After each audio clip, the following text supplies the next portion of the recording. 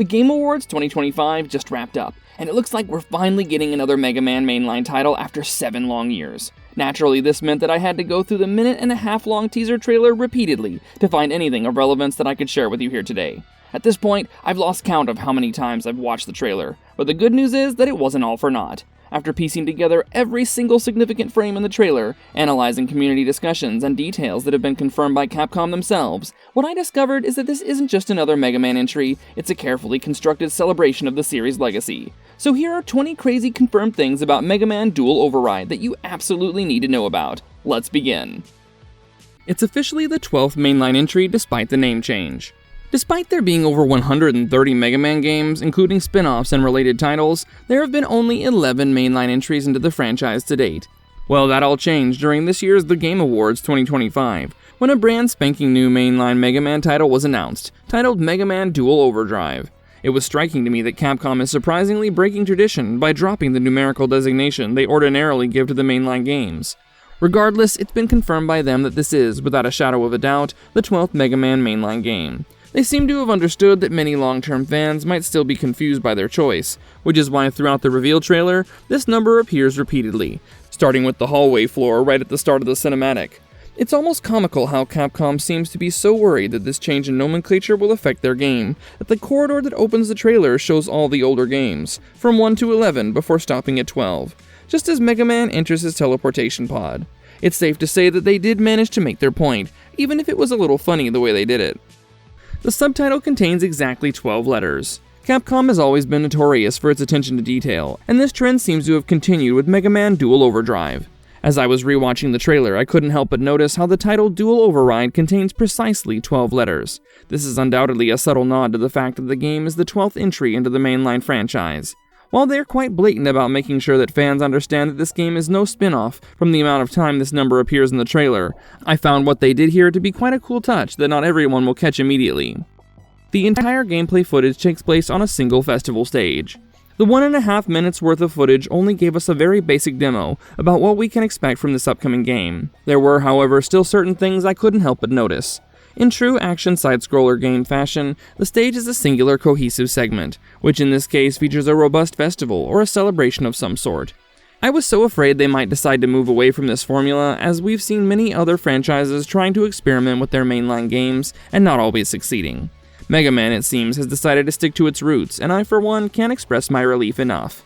Looking at the festive settings, I guess we're most likely looking at an introductory stage where Dr. Wily will interrupt this peaceful robot expo or convention. Another thing I couldn't help but notice is that the background elements remain consistent, even as the day and night cycle kicks in. But much like the Blockman stage in Mega Man 11, it shows that Capcom is building on past innovations, which gives me great hope for this title. Finally, the visual fidelity is something that I just couldn't peel my eyes away from. It's good to see Mega Man in all his glory rendered with current-gen technology. The opening stage appears to be an intro stage instead of a standard Robot Master stage. To my knowledge, it's rare to see a tutorial stage in a Mega Man game. In fact, the only time we have those has been Mega Man 7, 8, and Rockman and Forte. However, there is some compelling evidence that I just couldn't ignore that the stage we saw in the trailers was indeed an introductory stage, rather than one of the 8 traditional Robot Master stages. The whole chill vibes and celebratory nature of this entire level seem to serve as a launchpad for the narrative to establish itself. It's most likely that the symmetric composition of the final rooftop scene, where Mega Man teleports, is a boss arena completion or stage transition rather than a random checkpoint swap. This can only mean that this level is indeed a specialized intro level designed to welcome players to the game's world before the real action begins. Beat returns as a floating balloon in the background. One of the coolest Easter eggs that many might have missed is the fact that Beat, Mega Man's beloved bird companion, also makes an appearance in this trailer, though not in the way many would expect. As I was scanning through the trailer trying to catch something, there he was, rendered as a balloon floating in the festival's background. This is a beautiful nod by the developers for eagle-eyed fans of the genre to catch in the very first revealed trailer itself. We'll just have to wait and see whether Beat will be unlocked where you collect the letters that spell his name, or available through purchase from the item shop like in Mega Man 11. Regardless, things are looking up concerning his presence in this upcoming title. Both sliding and charge shot mechanics confirmed to return. In the trailer, we get to explicitly see Mega Man sliding to avoid sparkler hazards in one sequence, while in another, he unleashes a fully charged shot that destroys multiple tele enemies in rapid succession. You know what that means. It's not just old faces like Beat making a return, but also some iconic moves like the slide maneuver and the charged Mega Buster attack as well. I was one of the fans who was shocked by their decision to remove these moves from Mega Man 9 and 10. I'm sure their return will be cause for a lot of celebration amongst many older fans. Visual damage system shows progressive scarring as health decreases. The trailer showed that Dual Overdrive is absolute eye candy for sure. However, upon careful observation, I can also add that its beauty is not merely skin deep.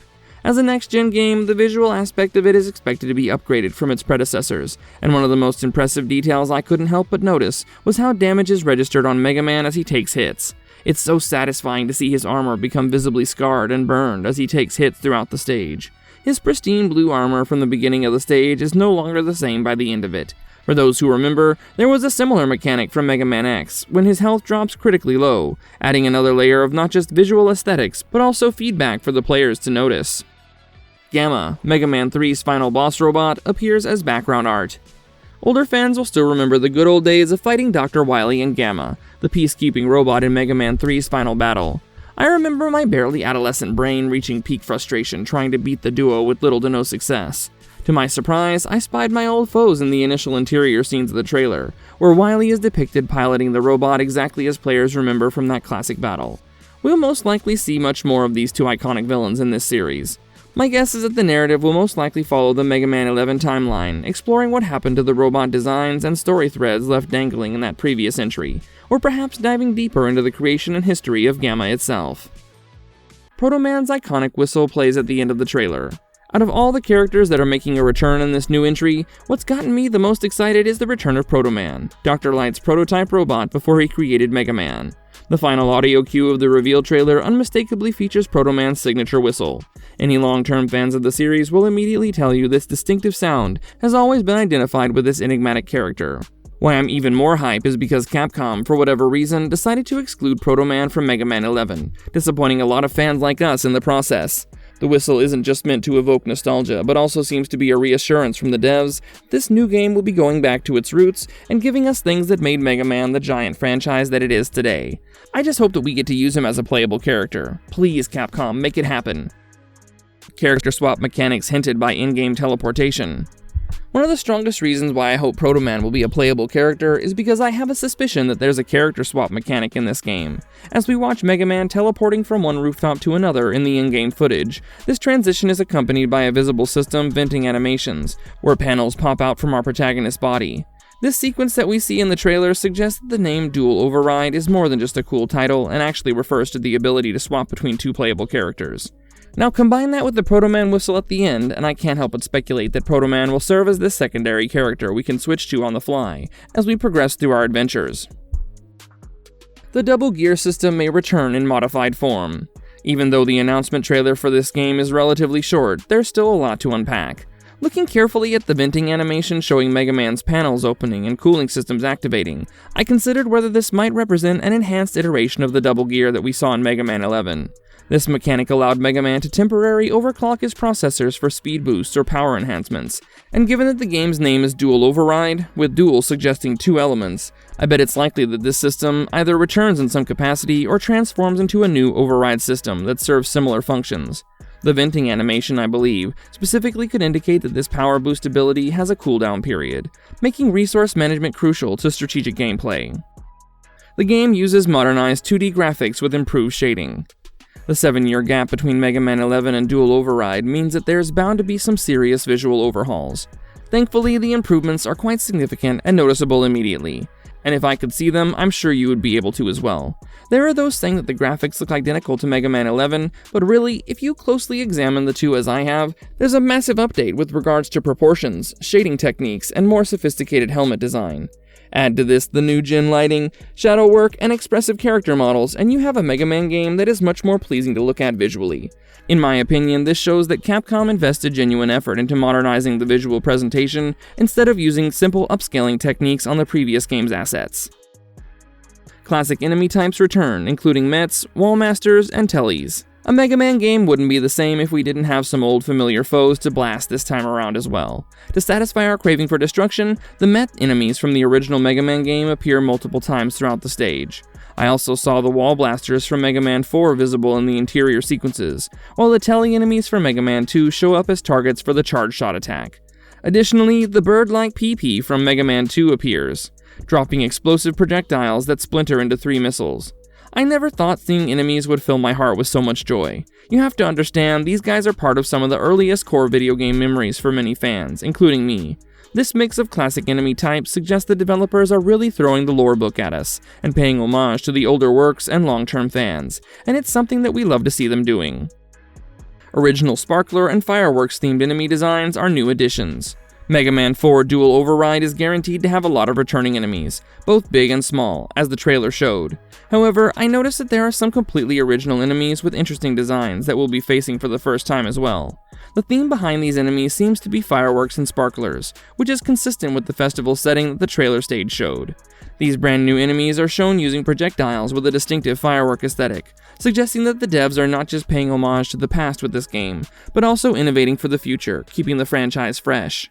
A Robot Master Design contest lets fans create one official boss. Capcom seems to be seriously focusing on the fans for this upcoming title, with the number of Easter eggs and returning characters that all hint towards a game which will be a love letter to the fans of the series.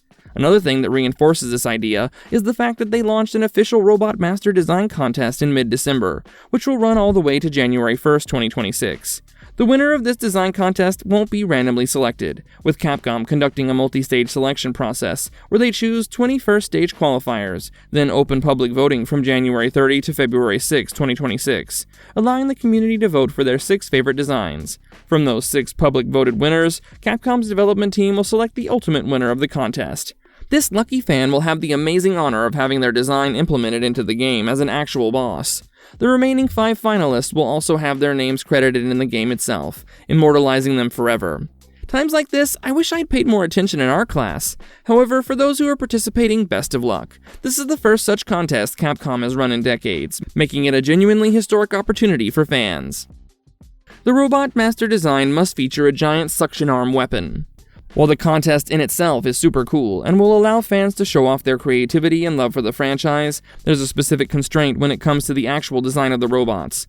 Upon reading the fine print, I found that all submitted Robot Master designs must feature a prominent giant suction arm as their primary weapon. Thankfully, Capcom provided participating artists with a base template model, showing a robot with this suction arm already included, encouraging designers to build upon and customize this foundation while maintaining the core suction arm feature. Since we know that the winner will have their robot included in the game, we can safely infer the weapon type of one of the bosses. The game launches across all major platforms in 2027. Mega Man Dual Override is thankfully not going to be console exclusive at launch. It will release simultaneously across PC via Steam, PlayStation 4, PlayStation 5, Xbox Series X and S, Xbox One, Nintendo Switch, and Nintendo Switch 2 sometime in 2027. This is really cool because the Mega Man fanbase is scattered across all generations and gaming ecosystems. For a title meant to celebrate the 40th anniversary of the franchise, it's only fitting that all of its fans get to experience this game. I just hope that we're spared the horrors of a terribly ported game, since it will be released on so many platforms.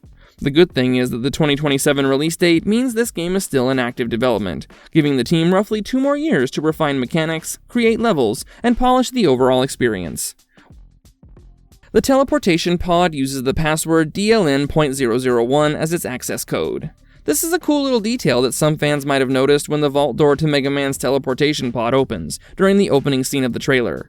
The password that opens the door is DLN.001, which stands for Dr. Light number 001. The reason this is significant is that this designation specifically identifies Mega Man as Dr. Light's first main creation. It also distinguishes him from Proto Man, who is designated as DLN.000. I believe that this little nod to Mega Man's origins means that the story will explore the history and significance of Dr. Light's creations, connecting Proto Man's arc with Mega Man's origins. It's also nice to see these small touches in general, because it shows that the devs are in tune with the lore of the IP that they're working on, raising fans' hopes for an actual good game that respects the franchise's rich history. The game follows 7 years of development after Mega Man 11. For such a storied franchise like Mega Man that has an enormous global fan base which spans generations, it's almost shocking that we haven't received a mainline title in over 7 years. It's hard to believe that Mega Man 11 was released in October 2018, which seems ages ago now. According to Capcom's producer Kazuhiro Tsuchiya, the groundwork for Dual Override has been set for a long time, acknowledging the extensive development period and patience fans have shown. One can only pray and hope that Mega Man Dual Override will deliver on the hype and give us fans the game that we not only want, but also deserve. Capcom is celebrating Mega Man's 40th anniversary in 2027, alongside the game launch. I have to say that Capcom seems to be lining up the release date for Dual Overdrive perfectly to commemorate a massive event.